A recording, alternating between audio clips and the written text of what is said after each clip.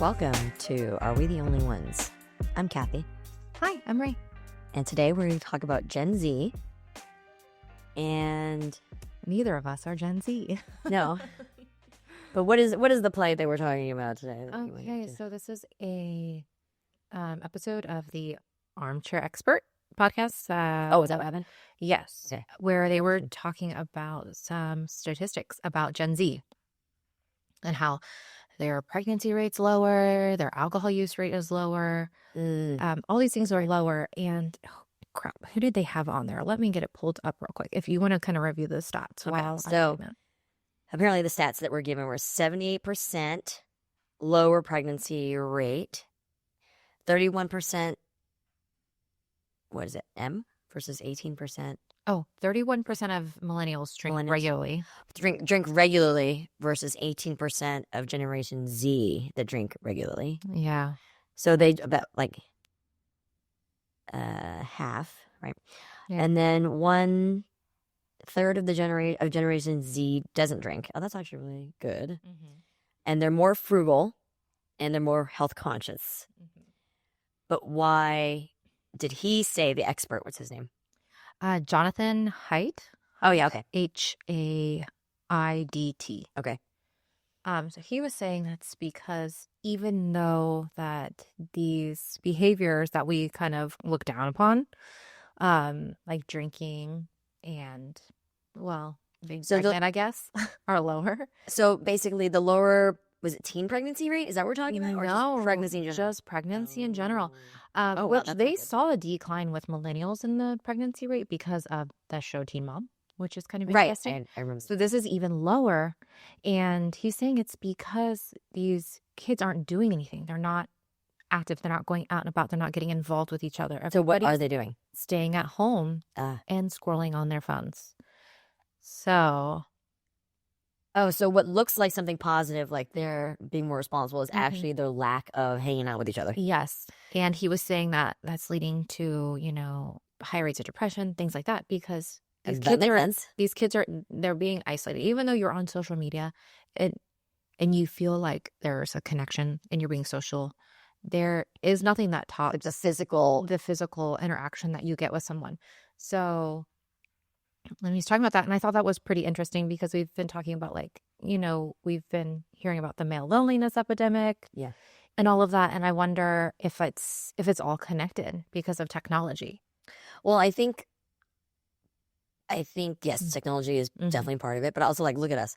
Neither of us are in Gen Z. Mm-hmm. We could be doing this remotely, but we choose to do it in person. Mm-hmm. So tracks. Right, generational difference.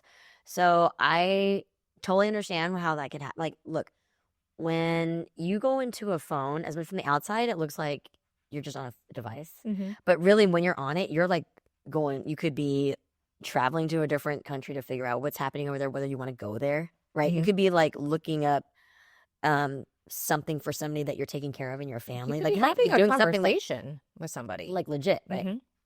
Yeah. But, like, I feel like we sort of also vilify children for being on their devices, which makes them hide in their room more on their devices. You know what I mean? Like, when they're like, you're on it all the time, but then, like, we're also on our own devices. So there's, like, a double standard where we, like, make them feel bad for something that we're doing, which probably causes them to be stressed even more, too, and probably causes them to, like, isolate themselves. Yeah. So they're not getting attacked by their parents for... But also I feel like Gen Z, they're not kids anymore. It's not Gen Alpha. Oh. These kids they're in their 20s. So. Oh, so they're really not kids anymore. These are young adults. Yeah, they're young adults. Well, they're adults, actually. Yeah. So that's the thing is I remember when I was younger, in a club illegally, we didn't have our phones out. Like, you were having a good time. People had their digital pagers. Okay, but your pager and a phone. Or you do have phones. You were just calling. You were always calling. The T-Mobile flip phone.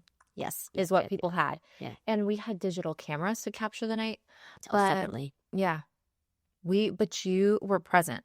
You were so present. And I feel like, I don't know. I mean, I haven't been to the club lately because I got kids and I'm old and I'm in bed by 9. I'm tired. But I just wonder, like, if you go to a club and you're with all these Gen Z kids, is everybody just standing around on their phone? Okay, so legit. I want to know. I did just go to a club recently with my husband because we just came off of. It was not this. I just came off a cruise trip this morning. Mm-hmm.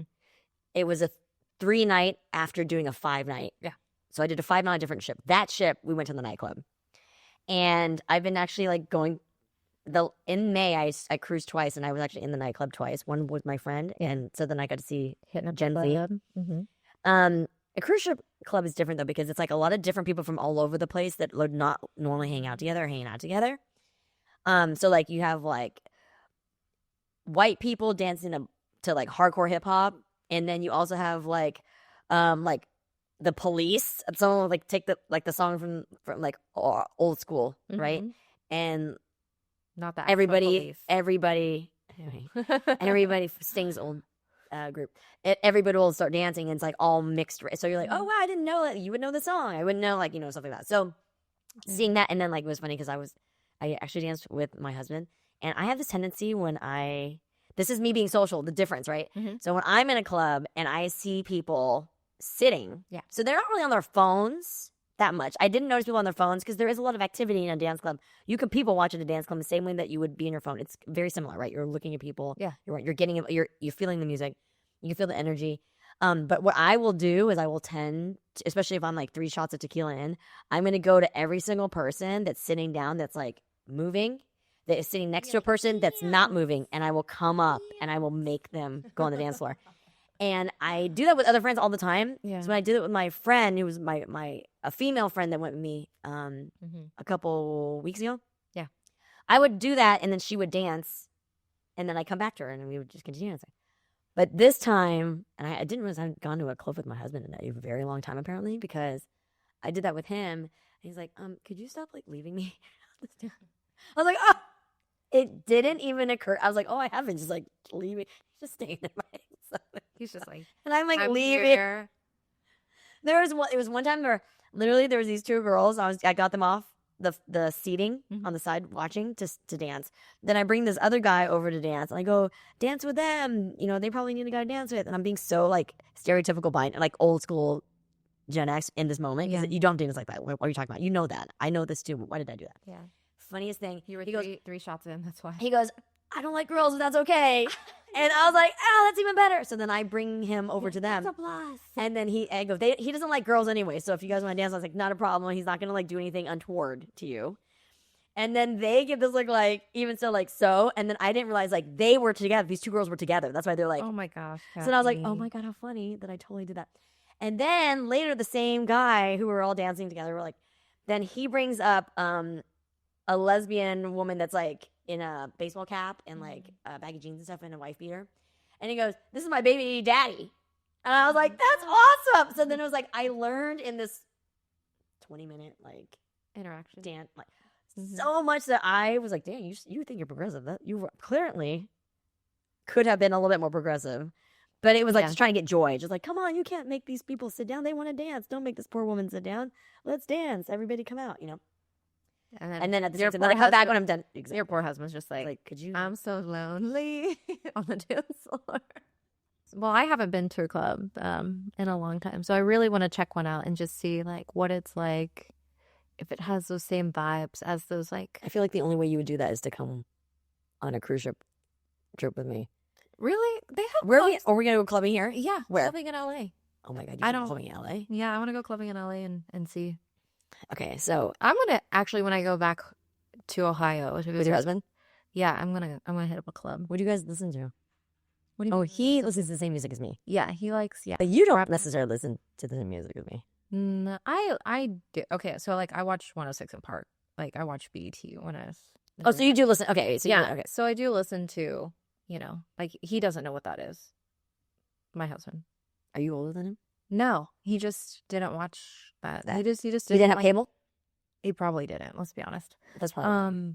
I didn't have cable either, so I didn't watch that regularly. I'm actually in our show early 2000s alternative punk band era right now. Like I've been listening to like a lot of American Reject. Okay, so they just you hear about them? Oh yeah, so that's actually written down on our note card because they've been doing. This is trying to unplug I think, which would be healthy for us. I'm not shitting on phones and devices. I think that they're great resources and wonderful tools, but in moderation. I feel like with moderation, you use it for everything. If you I don't try have not your to phone, use don't you it. feel blind? I feel blind. I literally feel like I can't see. It's Really? like a weird. Obviously, I can see, but there's this feeling of not being able to see. Maybe because my mindset is different. Because I will literally put my phone down. One of the reasons I wear my Apple Watch is because of the little chime thing to find my phone. Because I will just leave it. I don't care about it. I can't find my Apple Watch right now. Well, I probably could leave it. Yeah.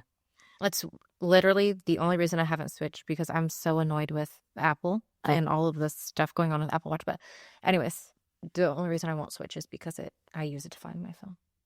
So my mindset is it's different. And it's shifting, because I used to be very like on social media all the time. And I've kind of like backtracked and kind of thinking like, okay, I need to be more present. Yeah. Because I feel like I'm always distracted, and now I'm able to focus. But one of the reasons that I've been into this early 2000s alternative music era is because of the All American Rejects hosting these pop-up concerts in backyards, which I think is absolutely awesome and so freaking cool and so millennial. And actually, I was talking to my husband about this, and we were like, do kids even form garage bands anymore? I'm sure they do. They do, but you don't see it as often. So we were in Monrovia, and there were kids that were having like a little garage band concert. It was so cute. And I was like, this is what we need. This is what the earth needs to heal. This is what society needs to heal. They need to put down their phones and just be present. Yeah. Without the distraction. Well, in New York, in Park Slope, I remember Halloween. We went to, there's this one park that we all go to, and they had, Brooklyn Music School had like this good band of kids. Yeah. Freaking rocking out. So I feel like sometimes like cities, because they're so dense in like city life, will make sure that they create more unplugged moments. Yeah. So there's definitely gonna be garage bands, and those kids, because they're in New York City, could probably get like a record deal or whatever. Or maybe like now you don't have to do that, where you can go like on Spotify, or I think that's how I learned that's how Bad Bunny became famous, was just through Spotify. Isn't that interesting? But so the backyard band party thing, that reminded me that when I was in college in San Diego State, I went to a house party. Mm-hmm. Was it my friend's house? It was a tangent friend's house. Mm-hmm. And the band was, I don't even know the name of the band, but the lead singer was Vanilla Ice.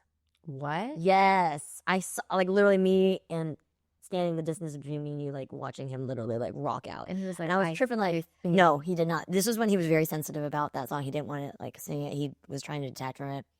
So this is after that. Way after that. Oh, yeah. shoot. Okay, so context. Ice Ice Baby, I danced to as a cheerleader in 8th grade. Okay. And then this party was, I'm like a junior in college. Oh. Okay. Why did I feel like that song was like early 90s? I mean, it's not, that's, yeah. I graduated like from 8th grade, like 91. I graduated high school in 95. 95? But I skipped a grade too, so that I was younger than me, but like, yeah, 95 was my high school. Because you're, how much older than me? Well, I'm 47 now. I just turned 47. Yeah. So what are you, 30? I'm turning 35. Okay. So you're 12 years older. Yeah, I'm 12 years older than you. Well, I didn't realize. Learned something new. Yeah. Asian or raisin, baby. But yeah, and I thought that was really interesting. It's like, especially with Gen Z being the first generation, like growing up with devices completely. I know with millennials, there's like the tail end of millennials who grew up with devices, but us early millennials, we didn't. So we got to see all of that stuff. But the thing is, kind of like, play out. If you don't let your kid, it sounds like a great parenting move to be like, my kid didn't grow up with any devices. But this is the thing that like you have to also recognize. You need to. There's probably a social situation. Like if you, for instance, I know that my brother was only given like, because my dad did not care about video games. So my brother, when he finally got a video game system, it was like only the oldest games. So he was not in like the Halo. He wasn't able to talk about exactly. it. And I think that seriously affected a lot for him. And so I'm very aware of that. And I'm not going to like do that. I don't think that's like advocating, yes, less screen time, but not to know anything about technology. Then you're talking to your peers and you know nothing about this thing. Yeah, it's a disservice. Yeah, it's not a great it's a disservice. Yeah, way to, for sure. Yeah, for sure. Yeah. And then okay, well, okay, how much screen time do you let your kids have, anyways, in general? I am the only one in the house that regulates screen time. Okay. My partner. Your partner, your husband. My husband, partner. There's a difference. That person that lives with me and pays the bills. No. Your husband. Partners if you weren't married and you just decided to be in like a domestic partnership forever. You're actually married. No, I'm actually married. Yeah. So to him. He a very successful marriage. Shut up. I love him. Yeah. He does not regulate screen time, but that's usually because he's working, maybe. Yeah, he's working. Yeah, so he works a lot. So for him it is just like a form of safe childcare. Yeah. And before somebody comes at me and says, "Oh, online predators, blah blah blah blah blah blah blah." Yes, we are well aware. But if my kid is like watching the zombie movie, it's fine. There's no online predators on Disney Plus when you're watching I'm gonna take a TV show right now where you're like, I know, don't come at me. I'm like this. If I say something and you don't like it, I don't give a fuck if you come at me. I don't care. You know why? Because I don't believe in shaming a parent. So if you shame me, you're a piece of shit. You have no idea what I'm going through. So don't care. Don't come at us. But even if you do, I really don't give a fuck, is what I'm telling you. I mean, to a degree. If I'm way, like, there's a certain amount of like being way out of that, right? Yeah. But like, I'm not gonna you're not gonna make me feel bad. And you should not feel bad. Yeah. I'm gonna free you from this. There's obviously a sad thing about being a rainbow baby mom. Mm-hmm. But for me, that's when I was like, oh, I'm not gonna let anybody make me feel bad about anything. I went through too much trying to get to this point where I have these kids. No one's gonna make me feel bad about any decision I make. If it's too much or it's too little. Because you have no idea how much I'm like protective of them, right? And so by being able to free myself, and I give other women permission to free themselves too, do you understand? It helps people. It's really weird. Like sometimes you need permission to say, I'm not going to be made to feel bad by a complete fucking stranger. No. And you know what? Everybody is going to raise their kids. And I tell my kids this all the time because they're like, my friend is this, my friend is that. Especially with my 14-year-old, and he was like literally the last in his friend group. But I try to explain to my kids that everybody is going to be raised differently. And that's such a beautiful thing. Because if we were all the same and we were just robots and everybody acted the same and did the same exact things, and we were completely homogenous and just one cohesive thing, we would never develop, we would never grow, we would never learn because everybody would be the same. Yeah. So you need different people that have different backgrounds and DEI and things like that to develop and to learn and to also appreciate, because people are always going to have more and people are always going to have less, and you got to be thankful for what you do have. So I don't want to make Gen Z feel like, look, we understand there's a plight.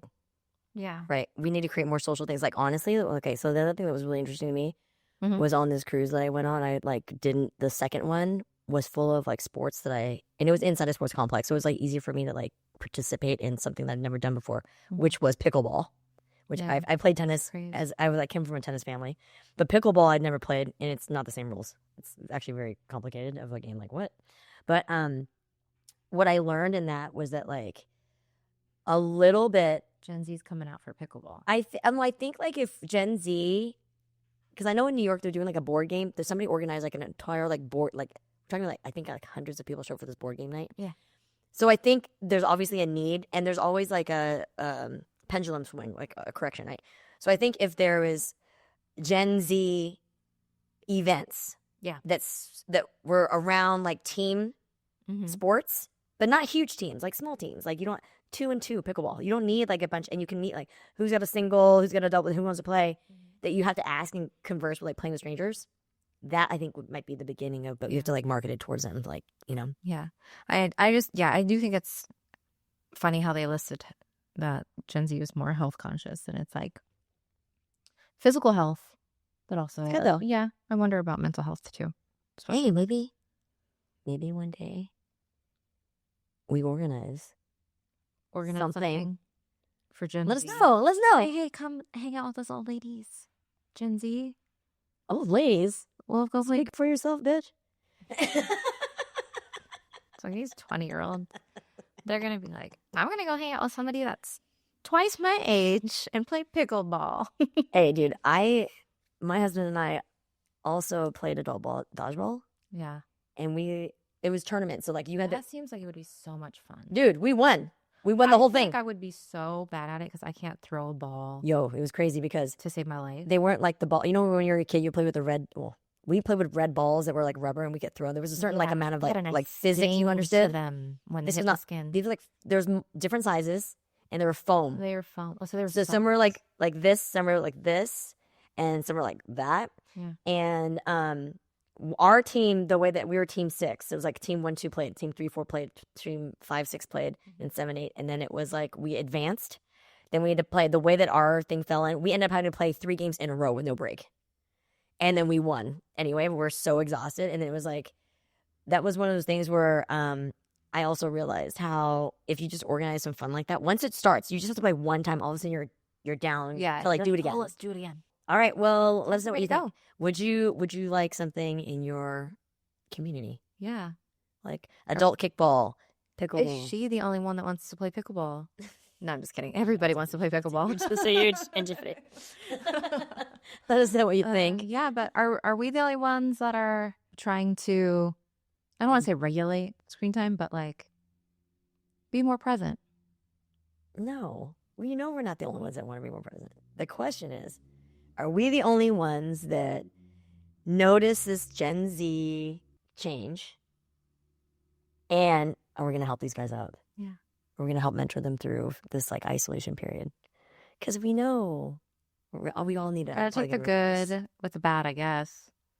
But like they're doing a lot of screen time, but if we help them learn how to engage and hang out. Actually, real quick, sorry. I know we were trying to wrap this up. But I do have a friend, she's a mom friend. Her son is the same age as my oldest. And she was saying that she's so scared that with all this screen time, because boredom fosters creativity, that the arts are not going to die out, but we're going to see a huge decrease in like creative music, and that kind of thing. But I don't know how I feel about it. I'm still stewing in it because I feel like if somebody has a creative spirit, they have a creative soul, it comes out and it happens. No, I know people that are like that. Yeah.